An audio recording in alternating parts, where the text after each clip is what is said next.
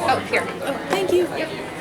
So I'm going to jump in with the first question. Sure. A lot of the show's symbolism seems very inspired by series like Revolutionary Girl Utena. Oh, yeah. I would love to hear specifically about Utena's influence on Steven Universe. Oh, my gosh. It's so much. I mean, when I was a teenager, I think that show was an epiphany for me. The way that it plays with the semiotics of gender. The fact that, I mean, I was a bisexual teenager watching a show like Utena, it was stunning. Yeah. I related to it in a way that I had never really felt before, and it really stuck with me. The show is beautiful, and I love that she decides, after being saved by a prince, that she wants to be a prince. It's great, and it's also funny. It's so extreme that it's funny. I think that was a huge influence on me as well. That something could be so dramatic. And so beautiful, but also wacky, and it's like the cowbell episode. Well, not so much that. I wasn't a huge fan of that one, but I think just the way that like Aki will flip onto the front of the car, or the way that they want to shatter the world. It's so extreme that it's powerful and almost even funny. It was really exciting. I actually got a chance to, when I visited Japan, I went to see the Takarazuka Theater, and that was incredible. And to see sort of the origins of, Osamu Tezuka grew up in that town, and Princess Knight, which has everything to do with Utena. I went to the Takarazuka Theater and I saw them do Guys and Dolls, which is one of the greatest things I have ever seen. And there's huge Takarazuka Theater influence in Steven Universe. I would say that I loved Utena, and I feel like I got a chance to see some of the deepest source material for that whole genre, and it was hugely inspiring. And I also like Guys and Dolls, so it was the best of everything. It was amazing. Another influence, and especially of late, as we've seen Steven performing these miracles, you can draw some pretty clear parallels between his arc and the arc of like a Christ figure. Is that sort of a conscious thread you guys are exploring, and potentially modernizing that sort of allegory with all of the other like awesome progressive things you have in the show, the different types of love?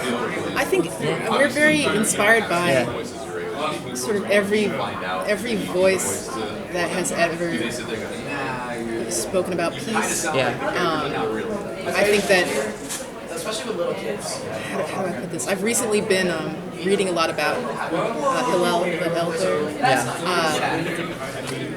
and how he said, if I'm not for myself, then he will be for me. And just the gentleness with which he approached everything is really inspiring to me. I think that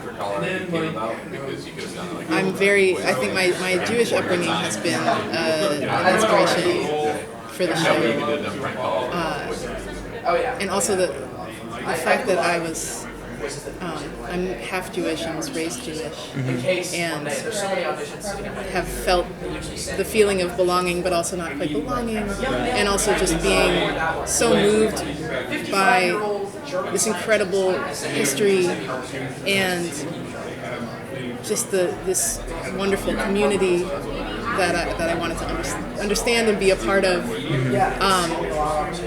That's all been a big influence on the show as well. The whole thing is about growing up with my brother, and that was a part of our life. So I would say there's a lot of spiritualism in the show.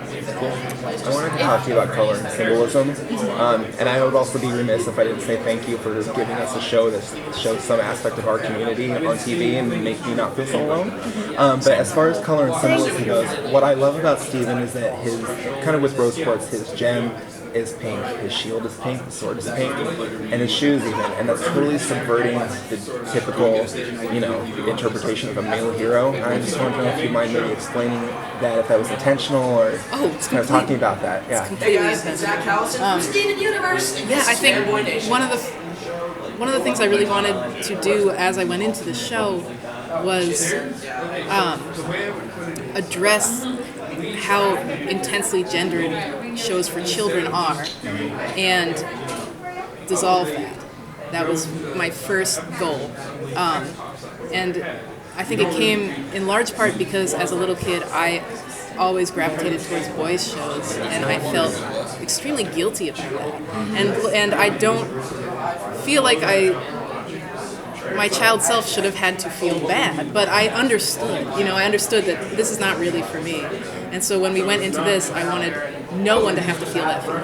I wanted everyone to feel like, if they wanted to feel it, that this was for them. Especially in terms of it being gender non-conforming as a show. And then Otis, sorry, you go. I have a really silly question. Peridot and Lapis are roommates. What do you think their biggest pet peeves are of each other, if they have any? I mean, gosh, I think Lapis is sort of both annoyed and comforted by Peridot's sort of infinite energy. Yeah. I often thought of them as like the sort of old cartoon idea of like a small dog, And then like and a big sort of like doesn't really care dog, and a small very very excited dog. Yeah. I felt that was a dynamic for them. So I think that like those characters, it's annoying to Lapis, but she doesn't actually dislike it. That's great. Yeah. Well, also congrats on the Emmy nomination for Mr. Gray. Thank you. I mean, I really hope we get to see. It's over now, and both of us during the Emmys. Fingers crossed. How do you feel? I'm so excited, and I'm so glad it's that one. It was such a lifelong dream to get to make a musical episode of a cartoon. I always loved those. They're always my favorite one. I couldn't wait to do ours. And everyone just was firing on all cylinders for that episode. I got to do music with Jeff Luke and Ben Levin, and Ivy Sarashu's compositions for all the finals are just stunning. All of the backgrounds are incredible. All the art is so beautiful. It's Jeff Lou and Joe Johnston's last board together, so it also has a really special place in my heart. It was one of the last episodes I got to work on with Ian before he moved on to his show, so it also has a special place in my heart. I remember seeing it come back and being in the edit bay watching it, and my eyes were just welling up because I was like, this is it. This is everything I've wanted to do right here. It was just wonderful. Not to mention Dee Dee crushing it on the vocal performance. She's amazing, and that was while she was doing Tommy at East West Players. Oh my God! Wow. She was performing Tommy, so we got her on a day and she had been doing shows constantly, and then she came and she just knocked that out, and it was just amazing. First take? We did several. Okay. But I mean, each one of them sounds incredible. Oh, yeah. So, Dee Dee's amazing. I love writing songs for Dee Dee, and that one it has some notes in it that I cannot hit. So I was like, try my best, but I'd be like, I know Dee Dee can do it. Yeah. Now, when you write songs, you hear a lot of the demos. You write on ukulele a lot, but that's not the only instrument you play. Do you find that you write differently depending on what instrument you're writing on? Yes. Oh, completely. Yeah. I kind of have my go-to ukulele chords. Yeah. But I also like to write songs on the omnichord, which is like a synthetic harpsichord from the 80s, and it basically has these rows of buttons that just say like, A, B, C, D, E, F. It just has the chords minor, major, 7, and you just hit a button and it plays that chord. Cool. It's great. So I can just experiment with combinations that I don't usually think of because it's as easy as just hitting a button on this instrument, and then you can play this little like ding ding ding if you drag your finger down this down this thing. I really love the Omnichord. I got this one. I got it off eBay, the OM84, and it was a little like buggy. It wouldn't play right, and it would go out of tune. So I took it to get looked at, and they opened it up at this music shop, and these just like incredibly corroded batteries fell out of it, which I think were also from 1984, and just like this cloud of red dust. Where I was like, oh, this is really bad. Anyway, so I can't put batteries in it anymore, but I can plug it in, and it still works. You can't do it on the go. So Yeah. for the ending song Love Like You, so thank you for the soundtrack to begin with, but is Love Like You connected to any of the characters? Is it from a certain point of view, or is it like a one-off that you just thought was a nice end card? Oh, Love Like You is so unusual. It started as a song from the point of view of sort of all gems, and just sort of a thesis of the entire show, kind of towards Stephen, but also kind of me towards my own brother Stephen. And what's so strange about it is that because it was the credits, we wrote it in pieces. So I wrote the lyrics to that song over like 3 years in little pieces. And when I started it, I thought, oh, you know, this is about an alien that's looking at a human being who loves them, and the sort of secret meaning of this is that they don't have the capacity to feel this way because they're an alien. And then by the middle of it, I was deep into the show and going through a real crisis of confidence. And so that was coming from a different place, from a very real place where I was just like, why are people looking to me like this is, you know, it's not right, like, you know, and these people were coming out of the woodwork to sort of thank me for the show, people who were, you know, who had been able to speak to their families in these wonderful new ways, people who had become comfortable in themselves in these incredible ways that I hadn't been able to do, where I was just like, I'm so inspired by everyone, why are they thanking me? And so the middle of the song I was sort of in that place, and then when we finished it about a year later, I realized that the beginning was not what I had thought it was about at all. It's not a silly secret meaning about an alien that doesn't understand humans.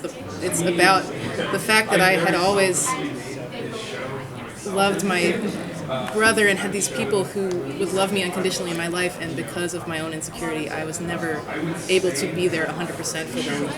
And I realized that this is actually maybe one of the most human things I'd ever written, and I had written it by accident. So I got to conclude it. It was seriously like a song written over 3 years. As far as well, recently with like the whole Rwanda storyline, the show's been very dramatic, and there's been a lot more conflict, which has been great.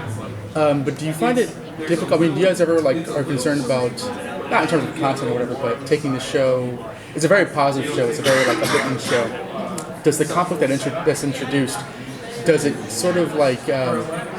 Are you afraid to take it a bit too far in terms of like making one, you know, season 1 and season 5 and it's a darker show, or do you sort of relish making it sort of a more challenging story? I mean, I'm always excited to be more and more ambitious with the stories that we're telling. And I think that danger that they're experiencing in the show also feels like a danger that we experience while we're writing stories that are more ambitious and that are more challenging. I think it's something that feels necessary because we're writing a story about how love conquers all and how the support is necessary, but you can't tell that story without showing what is coming up against that. And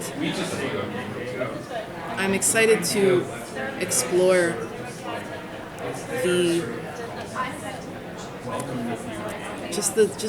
you're right, it's scary. It's scary to start to explore where hate comes from in a show about love.